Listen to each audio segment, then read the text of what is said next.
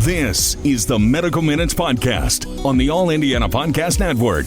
Your source for the latest news, updates, information, and more from the world of health and medicine. Now, here's Wish TV's medical reporter, Dr. Mary Gillis.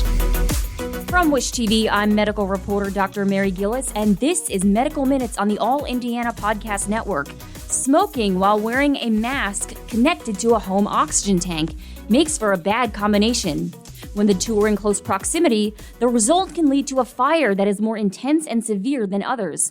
In this week's episode, I speak with Dr. Graham Carlos, Executive Medical Director at Eskenazi Health, who tells me about the dangers of lighting up while wearing the medical device.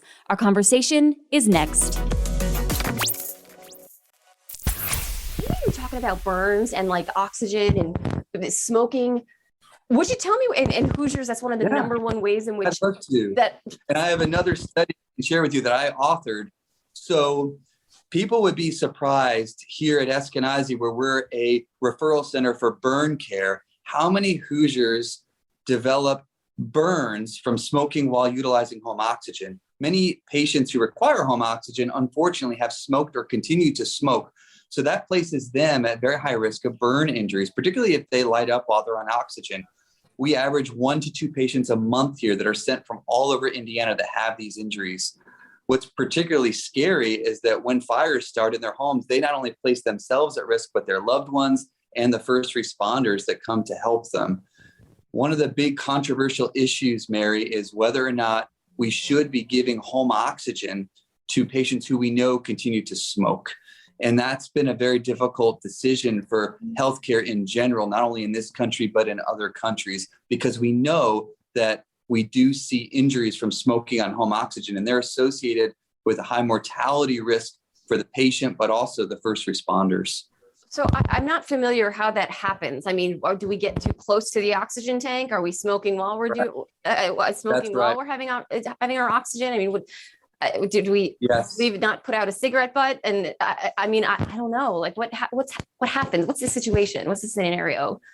So many patients that have lung disease, particularly from smoking, called emphysema or COPD, need to require use of a home oxygen device, which is a nasal cannula that emits extra oxygen. If you're wearing one of those and it's emitting oxygen and you light up a cigarette, it can cause a flash burn injury to your face, singeing all of your face and causing damage to your nose, your mouth, and importantly, the back of your mouth and your airways. That's when these patients end up being transferred to Eskenazi, to our burn unit, to receive medical care. So it's not only superficial burn, but you burn that lining. That's right. Of sort of your trachea or whatever, or burn the internal, if it gets your lungs. I mean, all those, oh my God.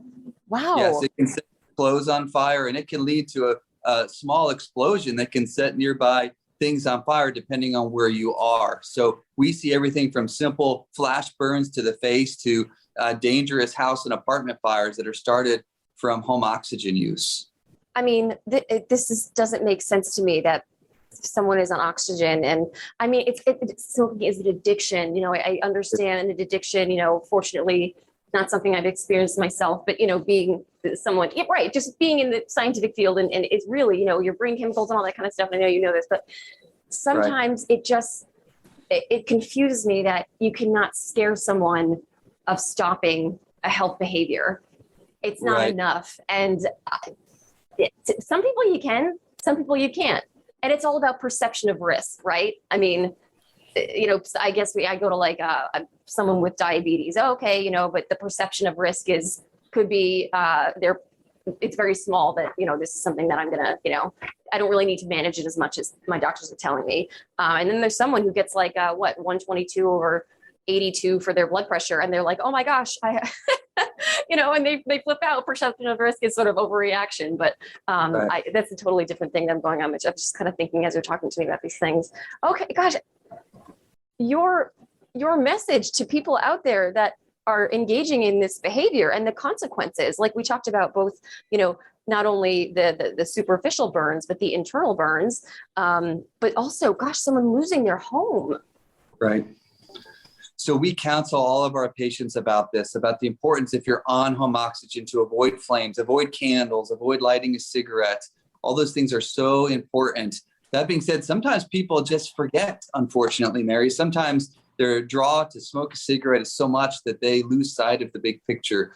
So our message is obviously just safe, no smoking at all around or near oxygen. And we unfortunately see far too many people that sustain burn injuries from this problem.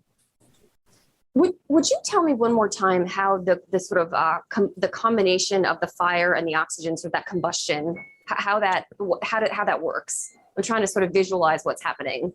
Absolutely. So many of our patients with chronic lung disease, such as emphysema or COPD, which is a cigarette smoking related lung disease, need to wear oxygen. And you've seen these people who have a plastic clear nasal cannula on their face and typically an oxygen tank nearby.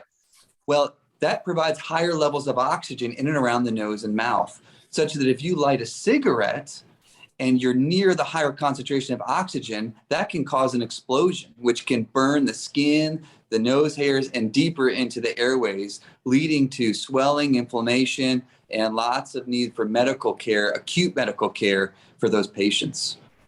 I think at first I was thinking about like an explosion of the tank. I didn't realize it was sort of the extra oxygen plus the cigarette and the smoke. So that's really sort of what kicks it off, or sort of the catalyst for this right. What could be a really terrible disaster in many ways. Dr. Carlos, thank you. This was so interesting.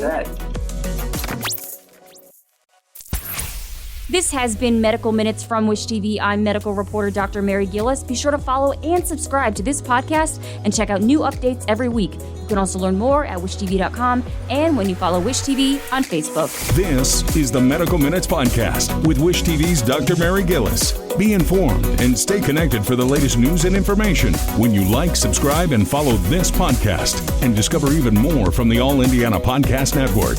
Now at allindianapodcast.com.